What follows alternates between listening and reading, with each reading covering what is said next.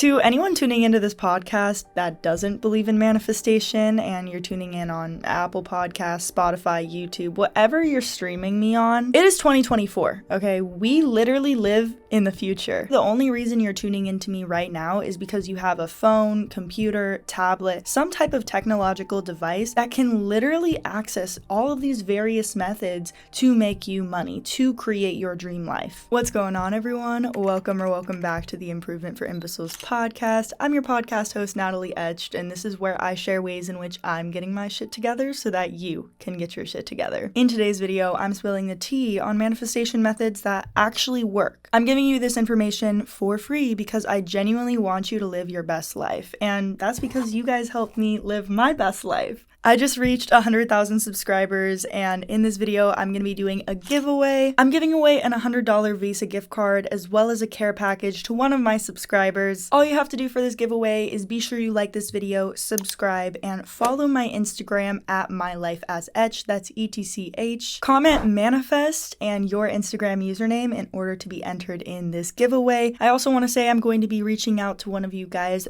through my Instagram account. I'm not going to be reaching out to you guys on any other account. I don't have any other account. Unless this account reaches out to you, it's not me. There's a lot of scams going on, so be smart. I'm gonna end the giveaway once we get to 150,000 subscribers, so thank you guys so much for supporting me. You guys genuinely changed my life. I'd also like to mention I've manifested ridiculous things through these techniques. Like, I've manifested everything from a person to money to subscribers, business success, a car. I've manifested so many things just utilizing these methods in my life. We're going to be going over the 4 manifestation pillars of success. So number 1 is the law of assumption. Number 2 is the law of detachment. Number 3 is the law of visualization. And number 4 is the law of action. I'm going to show you guys all the tips on how to make these laws work for you and not the other way around. First things first is the law of assumption. Now, a lot of people get this wrong because I feel like a lot of people assume that the law of assumption is just writing down and saying, I will have this thing, I will have this thing. But even further than that, I want you to think of your day-to-day actions as preparing you to receive your manifestation. The choices you make on a day-to-day basis should be preparing you to receive whatever you want in life. There's a technique in sales called assuming the sale, and it's essentially when a salesman will use assumptive language in order to trick the customer into purchasing. A good salesman paints the picture of how your life will look like with and without the product. So I want you to do the same thing with you and your manifestation. Oftentimes, what drives our manifestation further away from us is by focusing so much on the problems we have in our current reality and assuming that this thing coming into our life is going to solve the problem. And while it might be true that getting your manifestation is going to solve some problems, you also need to prepare yourself for when that thing comes into your life. Every single action you take is to pretty much prepare you for this thing to come into your life. Preparing for your manifestation is like cleaning your house for a guest to come over, right? If a guest is about to come into your house, you want to make it seem welcoming. If there's dishes in the sink and the trash needs to be taken out and your entire room is messy,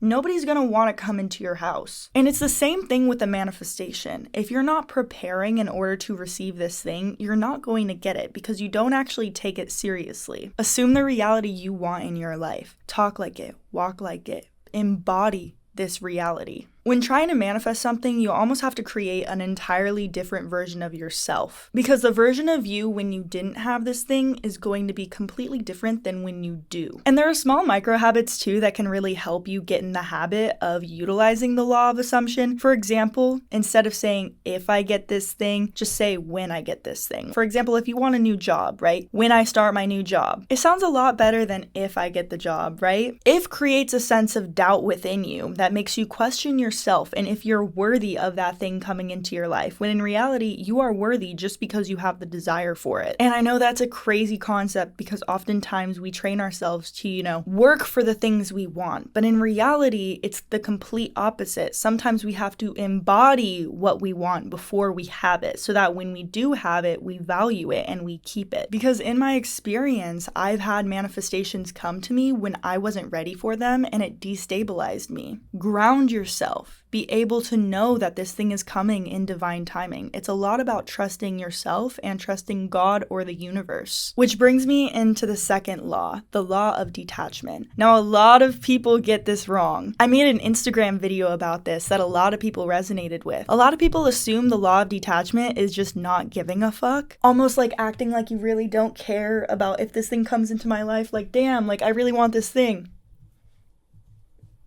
It's like you're trying to distract yourself from the fact that you want something in life and act like you don't want it. No. Obviously, we want the things we're trying to manifest, but we don't have to be dependent on them coming into our life for us to be full and complete. The law of detachment is allowing yourself to be where you're at in the present moment. A great way to practice the law of detachment is to do a manifestation ritual. Write down your manifestation, and yes, you can use the 3-6-9 method or any of the other writing methods that are out there, but I'm gonna be honest, I have tried the 3-6-9 method and various different manifestation techniques, and I think the most important thing is to just write it down in general. Visualization is important, but I like to write down what I want, how I want it, and then I just like to burn it. And I know that sounds very silly, but it allows me to identify why I want the things I want, visualize it, and then let it go in the sense of I burn it, like what'll happen will happen. And I think that idea is so important to have when you're manifesting things, because in the absence of what you thought you wanted, you'll find what you actually want. Sometimes when a manifestation doesn't show up in your life, it's simply that it just wasn't meant for you. Or it could also be that it's coming at a different time in your life. Everyone's timing is different, so if you don't get a manifestation,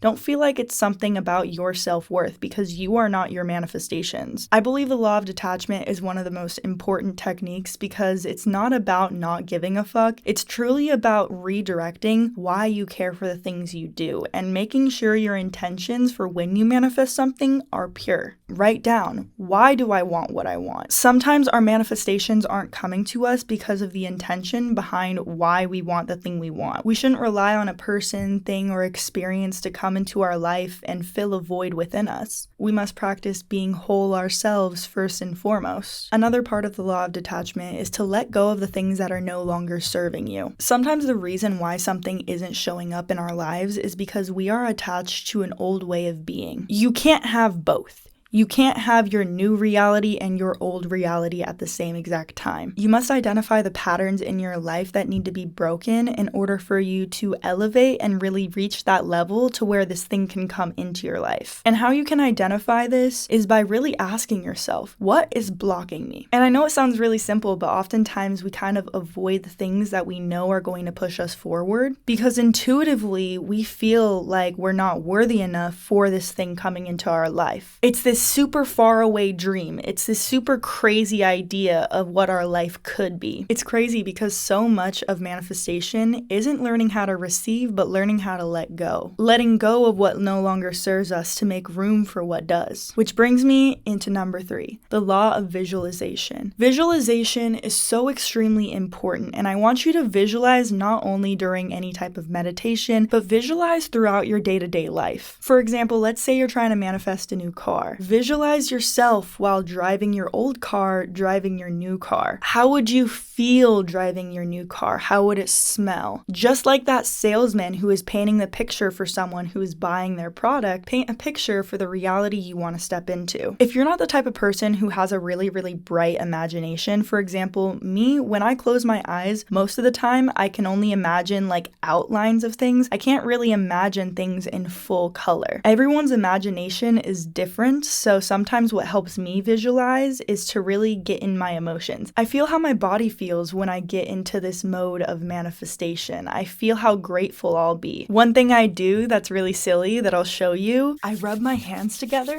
and I breathe life into like this little ball. And this is so silly, but like this is what I do when I want to manifest something and I want to visualize it. I kind of breathe through this little ball and I feel all the energy in my hand. and I'll move this energy towards my heart. And what I believe this does is it opens my heart center to where I'm grateful, and I put myself in the position that I'll feel in the future when I receive my manifestation. Be mindful throughout the day and be delusional. I know it's a little silly, but like, be a little bit delulu with your manifestations. For example, when I was doing door-to-door sales, I literally would walk around these rich neighborhoods and I would look at these houses and be like, I'm gonna live in that one day.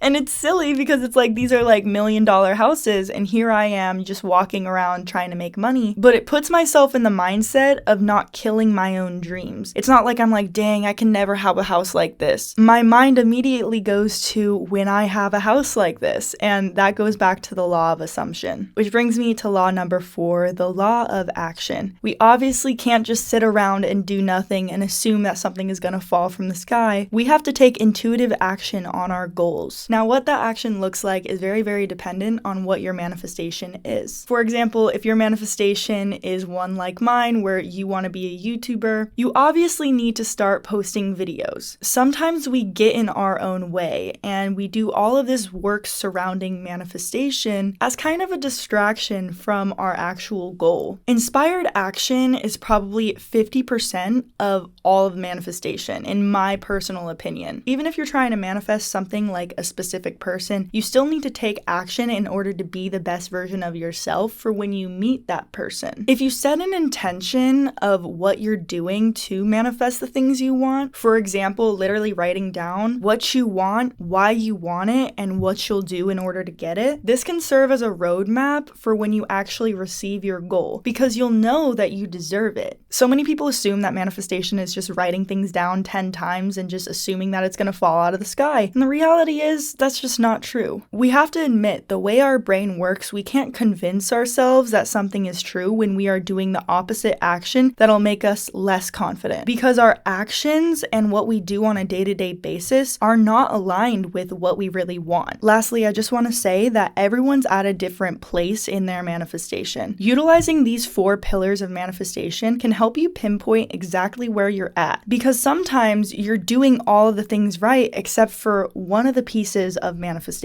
For example, you might be using the law of detachment a lot more because you're letting go of certain people in your life, but you're not using the law of assumption or the law of action because you're kind of scared to start a new chapter. The biggest thing is to remain open to new information, because manifestation is a delicate dance. Sometimes you might misstep, and that's completely okay, but it's a part of your journey. Be a student of life. Learn how to accept things as they come, because at the end of the day, what is meant for you will never pass you by, and truly believe that. With that being said, you guys, thank you guys so much for tuning in to today's episode of the Improvement for Imbeciles podcast. Be sure to enter in the giveaway and like this video and subscribe, and let me know down in the comments if you'd like me to talk about manifestation more, because we are living in a completely different time. Like, you can literally do so many things. There's literally so much information online, but I just want to thank every single one of you for 100,000 subscribers. Like, this is something that I've literally dreamed about since I was a little girl, so thank you so much. With that being said, you guys, I'll see you guys next week.